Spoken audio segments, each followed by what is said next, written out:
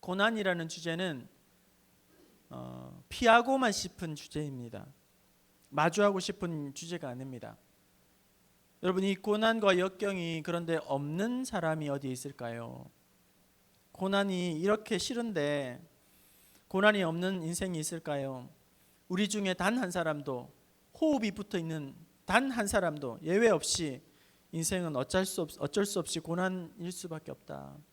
우리는 수시로 몸이 아플 수밖에 없고 여러 가지 다양한 스트레스를 받을 수밖에 없고 여러 가지 인간관계에서 오는 여러 가지 갈등과 어려움을 겪을 수밖에 없고, 가정의 문제, 사업의 직장의 문제, 물질의 문제, 자녀의 문제, 우리 자녀들은 학업의 문제, 진학의 문제, 취업의 문제, 진로의 문제, 배우자의 문제, 여러 가지 성격적인 문제 등등, 모양만 다를 뿐이지, 다가오는 양상만 다를 뿐이지 얼마나 많은 이 고난과 역경과 두려움이 굽이굽이 파도쳐서 우리에게 밀어닥치는 것을 느끼게 돼요.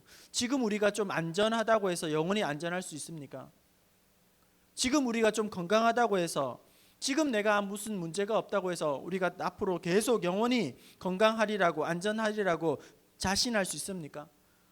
지금 내가 조금 여유가 있다고, 형편이 넉넉하다고 해서 영원히 우리가 여유가 있을 거라고 장담할 수 있겠습니까? 지금 내가 좀 더 편안하다고, 안전하다고 영원히 그것을 우리가 확신할 수 있을까요?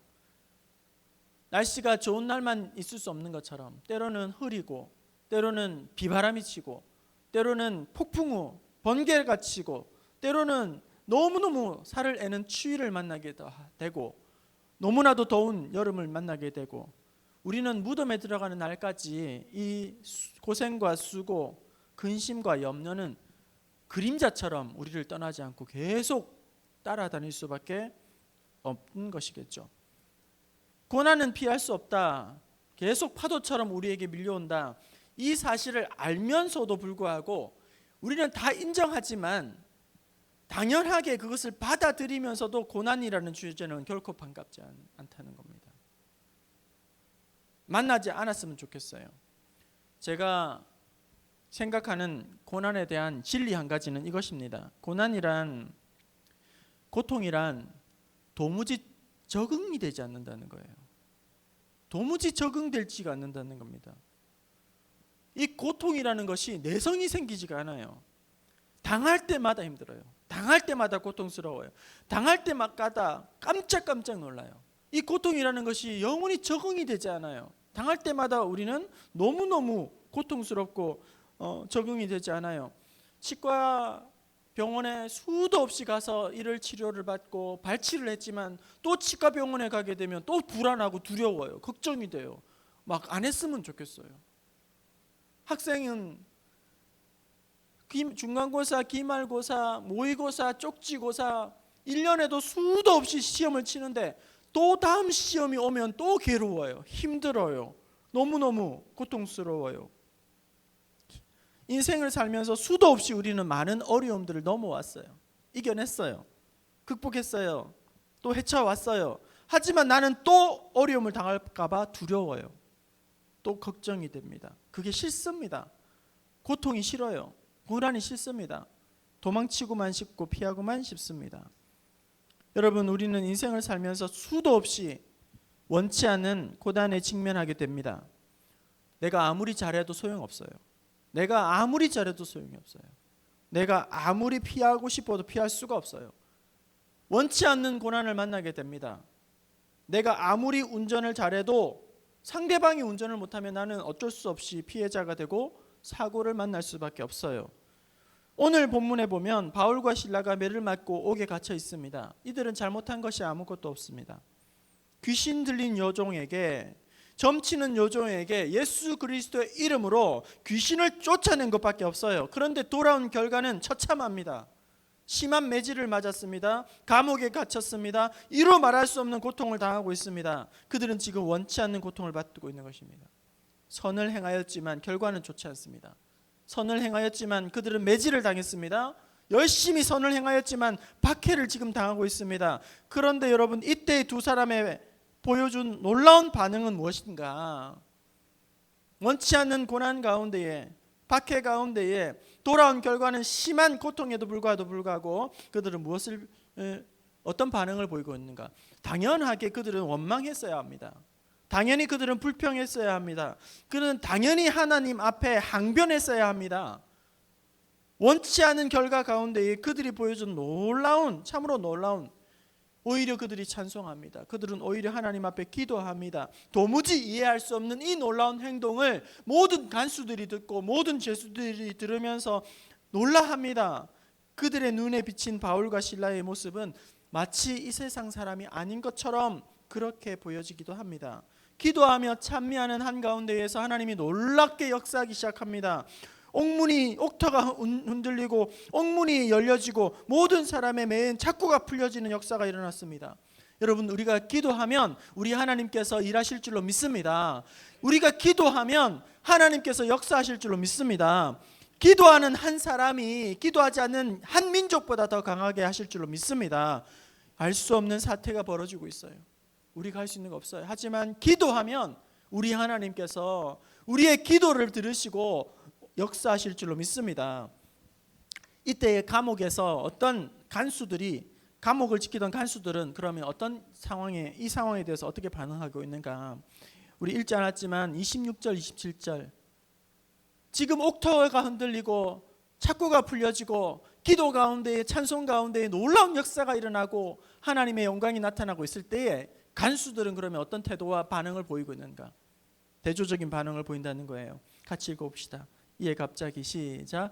이에 갑자기 큰 지진이 나서 옥터가 열리며 모든 사람의 매인 것이 다 벗어진지라. 간수가 자다가 깨어 옥문들이 열린 것을 보고 죄수들이 도망한 줄 생각하고 칼을 빼어 자결하려 하거늘. 여러분 보십시오. 여기에서 이 상황 앞에서, 이 알 수 없는, 어떻게 보면 위기 앞에서 신자와 불신자가 완전히 대조를 이루고 있다는 거예요. 믿음이 좋은 사람과 믿음이 없는 사람이 극명한 대조를 보이고 있다는 겁니다. 바울과 실라는 이 닥친 어려움과 고난 앞에서, 위기 앞에서, 역경 가운데에서 하나님을 더욱 가까이 하게 되고 더욱 기도하면서 더욱 하나님 앞에 찬미하게 되지만, 반대로 간수들은 너무 쉽게 자기의 목숨을 스스로 해하고 있다는 거예요. 고난 앞에서, 위기 앞에서 자기 스스로 쉽게 무너지고 스스로 자기의 목숨을 끊으려고 하고 있다는 거예요. 마찬가지예요. 믿음이 있는 사람들은 고난의 때를 더욱 하나님 앞에 믿음의 진가를 발휘하는 것으로, 하나님의 능력을 나타내는 것으로 나타냅니다. 하지만 믿음이 없는 사람들은 너무 쉽게 무너지고 너무 쉽게 남을 탓하고 원망하고 삶을 내던지고 그때마다 감정이 이끄는 대로, 그리고 자기의 본능이 이끄는 대로 그렇게 반응하기 좋아한다는 거예요. 좋은 일이 생기면 그저 좋아할 따름이에요. 나쁜 일이 생기면 그저 나빠하기 따름입니다. 바라던 목적이, 바라던 계획이 그대로 성취되면 행복해하지만 바라던 것이 이루어지지 않으면, 실패하면 절망하고 낙심하고 떠나가게 됩니다. 편안할 때는 너무나도 관대하고 열심이지만 고난이 때는 너무나도 궁색하고 또 날카로워지게 됩니다. 이 자리에 있는 우리 모두는 바울과 실라처럼 고난의 때에 더욱 믿음의 진가를 나타내고 크신 영광을 나타내는 그런 축복의 통로가 될 수 있기를 축원합니다. 여러분, 인생의 고난을 피할 수 있는 것은 없어요. 인생의 이 고난은 피할 수 없는, 우리의 몸, 육신을 입고 살아가는 동안 우리는 질병을 피할 수 없는 것처럼 고난은 피할 수 없는 질병과 같은 것이죠. 우리 예수님, 죄 없은 우리 예수님도 고난을 당하셨습니다. 죄 없으신 우리 주님도 고난을 당하셨다면, 하물며 죄투성이이고 실수투성이이고 모순투성이 나 또한 고난은 당하는 것이 어쩌면 당연한지 모르겠어요. 그러므로 우리에게 필요한 건 뭐냐? 기도할 때 하나님 아버지, 고난 없는 인생 살게 없어서, 문제 없는 인생 살게 없어서, 일사천리로 뻗어나는 인생 살게 없어서. 그것이 아니라 우리가 고난을 당할지라도 고난을 감당할 수 있는 능력을 나에게 허락하여 주시고, 고난을 뚫고 나갈 수 있는 더 큰 믿음을 나에게 허락하여 주옵소서. 그걸 우리가 구해야 한다는 것입니다. 문제 없는 인생이 아니라 문제 가운데 더욱 크신 하나님의 은혜를 붙잡는 강한 용사 되게 하옵소서. 우리의 구할 제목은, 기도의 제목은 그것이라는 거예요. 이제 여러분 원치 않는 이 문제 가운데 고난 가운데 우리가 직면했을 때에 이것을 우리는 어떤 관점으로 가져가야 할까? 두 가지 정도만 오늘 생각해 보려고 합니다. 원치 않는 고난을 당했을 때에 우리가 가져가야 할 관점 첫 번째, 당한 모든 고난이 죄의 결과로 주어진 형벌이 아님을 우리는 기억해야 합니다. 여러분 우리가 고난이 닥치고 역경이 닥치면 우리는 본능적으로 이렇게 느껴요. 너무 쉽게 우리는 이렇게 해석합니다. 내가 뭔가를 잘못했나? 하나님 앞에 뭔가 내가 잘못을 저질렀나? 내가 뭔가 놓치고 실수하고 죄를 지었나? 교회를 오다가 접촉사고가 나면 내가 뭘 잘못했지? 돌부리에 걸려 넘어지면 내가 뭘 잘못했지? 또 몸이 아프기 시작하면 내가 뭘 죄를 지었나? 또 우리 가족 중에 무슨 문제가 있나? 여러분 민감하게 하나님의 뜻을 모든 고난에는 하나님의 뜻이 있어요. 그 고난의 뜻을 발견하려고 민감한 것은 굉장히 좋습니다. 하지만 모든 고난을 죄의 결과로 우리가 생각하는 것은 잘못된 도식이라는 거예요. 뭔가 틀어지고 뭔가 잘못되고 뭔가 원치 않는 고난이 왔을 때에 그것을 우리가 죄의 결과로, 나의 잘못된 결과로 연결시키는 것 또한 잘못이라는 겁니다. 요한복음 9장에 보면 날 때부터 소경된 사람을 예수님께서 고치시는 그런 이야기가 나오죠. 날 때부터 소경된 사람, 정말로 너무나도 안타깝고 이보다 더 치를 것 같은 그런 어려움이 없을 거예요. 날 때부터 소경된 이 사람이 주님 앞에 치료를 받고 가게 됩니다. 이때 제자들이 주님께 다가와서 이렇게 묻습니다. 이 사람이 소경된 것이 누구의 죄 때문입니까? 누구의 잘못 때문입니까? 이유 없이 이 사람이 죄가 이런 고통을 당할 수가 있겠습니까? 이 사람의 죄 때문입니까? 그의 부모의 죄 때문입니까? 무엇 때문에 이 사람이 이 소경이 된 것이 누구 때문입니까? 라고 문제가 있으면 본능적으로 이 사람들이 이것을 잘못의 결과로, 죄의 결과로 도치를 시키는 거예요. 빠르게 문제가 있으면 그 문제로 말미암아 틀림없이 이 사람은 죄가 있을 거야, 뭔가 하나님 앞에 잘못을 저질렀을 거야, 뭔가 이렇게 머릿속에서 그런 결과를, 도식을 이끌어내게 된단 말이죠. 그런데 우리 예수님은 뭐라고 말씀합니까? 이 사람의 죄도 아니고 그의 부모도 죄 때문이 아니고 그가 소경된 것이 하나님의 일하심을 나타내고자, 하나님의 은혜를, 능력을 나타내고자 하신 것이다 라고 말씀합니다. 그러면서 진흙을 이기셔서 눈에 바르고 실로암에 가서 씻으라, 이렇게 연못으로 보내시죠. 우리가 잘 아는 욥도 당한 고난을 생각해 보면, 여러분 욥은 성경에서 뭐라고 이야기를 하고 있냐면, 소개하고 있냐면, 우스 땅에 욥이라는 사람이 있는데 그는 순전하고 정직하여 하나님을 경외하며 악에서 떠난 자들아. 욥을 소개하면서 나쁜 것이라고는 하나도 없다는 거예요. 나쁜 것이라고는 눈을 씻고 찾아볼 수도 없다는 겁니다. 잘못한 게 아무것도 없어요. 욥은 고난 당하기 전에도 하나님의 신실한 사람이었습니다. 그는 신실하고 정직하고 하나님을 경외하고 악에 떠난 사람이었어요. 그런 욥도 고통을 당합니다. 고난을 당합니다. 여러분 예수 잘 믿는다고 아무런 문제가 없고 어려움이 없고 사업도 잘 풀리고 자식도 원하는 대학에 쑥쑥 들어가고 직장도 한 방에 들어가고 그런 것이 아니라는 거예요. 예수 잘 믿으면 모든 것이 다 해결되고 문제없는 인생으로 살아가고, 반대로 신앙에 뭔가 문제가 있고 엉터리 같고 나일론 같은 그런 사람들은 질병도 더 많이 걸리고 집안에 안 좋은 일이 생기고 사업도 틀어막히고 자식 농사도 안 되고 되는 일마다 안 되는 그런 것이 결코 아니라는 거예요. 오히려 악인이 우리 주위에 형통하고 득세하는 경우가 얼마나 많습니까? 예수 잘 믿어도 아플 때가 있고 실패할 때가 있고 어려움을 당할 때가 있고 진하게 실패하고 승진이 안 될 때가 있다는 거예요. 어려움이 있을 때가 있다는 것이죠.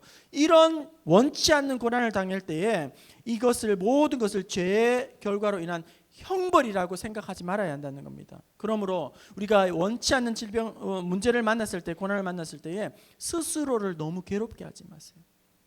스스로를 죄책감이라든지 자책감에 절망하고 낙심하지 말아야 합니다.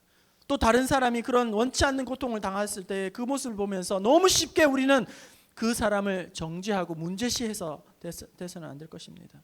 오히려 그를 더욱 사랑하고 그를 더욱더 위로하고 더욱 긍휼히 여기고 그 지체와 함께 위로하고 기도를 해야 할 것입니다. 고통이 나의 죄와 허물 때문에 당한 것, 채찍이 난 것, 그러나 그것만 있는 것이 아니라 또한 모든 고난이 죄로 필연적으로 연결될 수는 없다는 것이 성경이 지대하는 바다 하는 사실 우리는 관점을 가져야 한다. 그리고 두 번째로 하나님의 사람으로 고난은 더욱 우리를 견고하게 하신다. 더욱 우리를 연단하고 우리를 잘 훈련되어 준비하게 하시는 하나님의 거친 손길이 바로 이 고난이다 하는 것입니다. 고난을 통해서 우리는 더욱 하나님 앞에 잘 훈련되고 준비될 것입니다. 여러분, 오늘 설교 제목을 좀 앞서 한번 이렇게 보여드렸는데 혹시 좀 길어서 기억이 잘 못하시죠? 설교 제목은 나를 죽이지 못하는 고통은 나를 더 강하게 만든다. 나를 죽이지 못하는 고통, 나를 더 강하게 만든다. 이 코로나 사태도 여러분, 우리를 죽이지 못하면 우리를 더욱 강하게 만들 겁니다. 우리를 더욱더 질병으로 하여금 도전하고 극복하는, 어떻게 보면 디딤판이 되게 할 겁니다. 나를 죽이지 못하는 고통은 나를 더욱 강하게 만든다. 제가 이 말을 어디에서 접했냐면 어느 예능 프로그램에서, TV 프로그램에서 그 UFC 파이트 김동현 있잖아요. 그 개그도 잘하는 김동현이 선수가 하는 것을 제가 듣고는 순간 야, 참 멋있는 말이다. 나를 죽이지 못하는 고통은 나를 더욱 강하게 만든다. 참 멋진 말이다 이렇게 생각했어요. 이제 곧 지옥과 같은 훈련이, 고통스러운 훈련을 경험할 텐데 들어가기 전에 이제 마음을 다 잡는 거죠. 마음을 아주 단단히 다구지게 마음을 먹는 거죠. 이제 고통이 시작되게 되는데, 지옥과 같은 시간을 만나게 되는데 마음이 흔들리지 않도록 중심을 잡기 위해서 그렇게 하다 보니까 그 고통의 시간을 또 멋지게 맞이하게 되더라는 거예요. 제가 이 말이 어디서 왔나 하고 제가 찾아보니까 귀신 잡는 해병대에서 이런 구호를 많이 해친다고 하더라고요. 나를 죽이지 못하는 고통은 나를 더욱 강하게 만든다. 그런데 실제로 이 말은 니체가 했던 말이라고 합니다. 그러니까 지금 당하고 있는 나의 이 어려움과 아픔과 고통과 시련이, 힘든 것이, 이 고통이 나를 더욱 강하게 만들어 줄 것이다. 나를 더욱 새롭게, 견고하게, 더욱더 민감하게 하나님 앞에서 아름답게 세우게 될 것이다. 오늘 신천지가 뒤집어 엎어지고 또 이 나라가 여러 가지 어려움을 당한 이때에도 하나님은 이 고통을 통해서 하나님은 더욱 우리를 새롭게 하시고 또 정화시키는 작업들을 해가실 것이다. 믿음의 눈으로 기도하기를 원합니다. 성장통, 여러분 성장통이란 말 아시죠? 성장통, 성장하는 과정에서 피할 수 없는 고통, 성장하기 위해서는 반드시 거쳐야 하는 고통, 불가피한 고통이 바로 이 성장통이라는 것이에요. 우리 아이들이 성장하기 위해서는 아프면 몸도 자라고 생각도 자라게 됩니다. 남자는 때가 되면 군대를 가게 되면 철이 들고 진짜 사나이가 되고 단단해집니다. 시간이 귀한 것도 알고 돈 귀한 것도 알고, 부모 그늘에서 늘 받아먹고만 살다가 불편함이 없다가 이제는 혼자서 응석을 부리다가 막상 혼자가 되고 불편해지고 고통을 당하는 그 순간이 되니까 부모의 고마움을 깨닫게 되고 자기가 새로운 자립심과 독립심과 사회성을 배우게 되더라는 것이죠. 우리의 몸과 우리의 마음과 우리의 정신이 자라기 위해서는 반드시 이 고통의 과정들이 필수로 따라오게 되어 있다는 거예요. 하나님이 이스라엘 백성들을 바로 왕을 통하여서 모진 박해를 당하도록 허락하십니다. 그들은 애굽에서 평안할 수가 없었어요. 극심한 고통과 노역에 시달리게 하시고 급기야 사내 아이들은 산파를 통해서 죽이게 만들고 또 나일강에 던져서 비극적인 상황에 내몰았습니다. 여러분 만약 생각해 보세요. 애굽에서 종살이하는 것이 편안했다면, 그리고 또 안전했다면, 살기가 좋았다면 그들이 하나님의 사명에 눈을 뜰 수 있었을까? 하나님의 언약을 다 까먹고 자자손손 종살이로 만족할 수밖에 없었을 거라는 거예요. 약속의 땅을 자자손손 선조 때부터 약속의 땅을, 언약의 땅을 받았지만 꿈도 꾸지 못한 채 그냥 적응해서 살았을 거란 말이에요. 모진 박해가 없었다면 애굽 생활이 그냥 그 자체로 끝났을 거란 말이에요. 부르짖지도 않고 하나님을 찾지도 않았을 거예요. 애굽 왕 바로의 모진 박해가 이제는 더 이상 출애굽을 미룰 수 없도록 만들었던 것입니다. 마침내 조상들에게 들려주신 약속의 땅으로 향할 수 있는 첫 발을 뗄 수 있었다는 거예요. 그래서 고난은 머뭇거리고 있는 우리를 재촉하는 힘이 있다. 이 고난이라는 것이 그냥 내가 머뭇거리고 안주할 수밖에 없었던 나를 앞으로 주님 앞에 나아가도록 재촉하는 힘이 있다. 그래서 C.S. 루이스는 말합니다. 고난은 하나님의 메가폰이다, 확성기다, 이렇게 말합니다. 하나님께서 나에게 왜 이런 고난을 주셨을까? 도무지 이해할 수 없는 이 고난. 고난에 하나님의 뜻이 있습니다.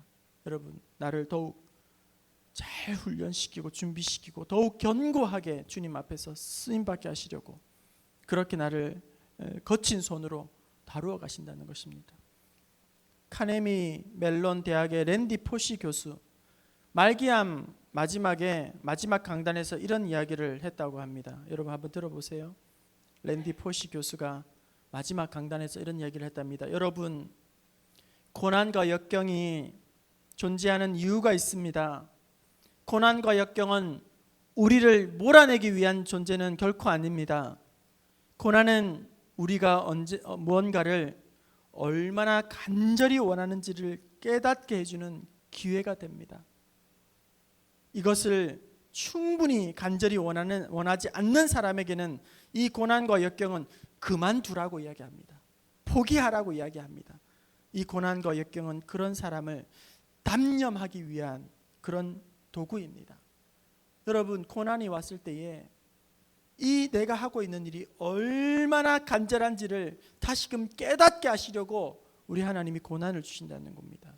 여러분, 고난 역경을 만납니다. 그때 그 앞에서 우리가 잠시 멈춰 섭니다.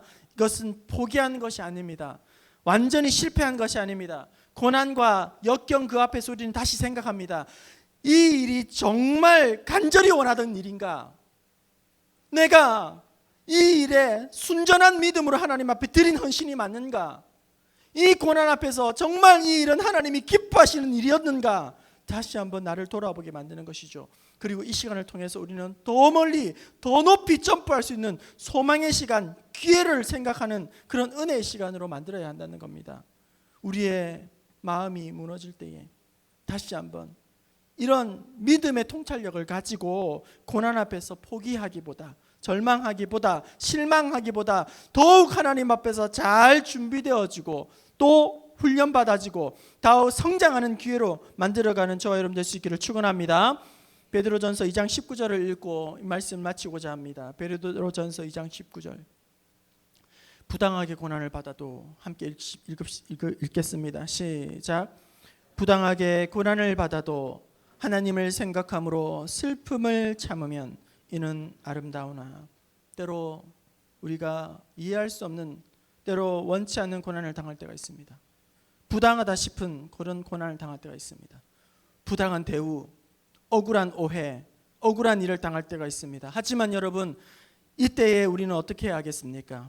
부당하게 고난을 받아도 하나님을 생각함으로 이 아픔을 참으면, 이 아픔을 인내하면, 끝까지 견디면 그것을 하나님이 귀하게 여기시고 아름답게 보시고 이 일을 통해서 더욱 하나님 앞에서 전금과 같이 우리를 세워서 사용하게 하실 줄로 믿습니다. 그 은혜를 생각하면서 오늘 내가 당한 아픔들, 오늘 우리가 당한 이 상황 가운데에 하나님의 뜻을 구하고 하나님의 뜻 안에서 더욱더 우리의 믿음이 견고해지고 잘 연단받아 하나님 앞에 쓰임받는 저와 여러분 될 수 있기를 주님의 이름으로 축원합니다.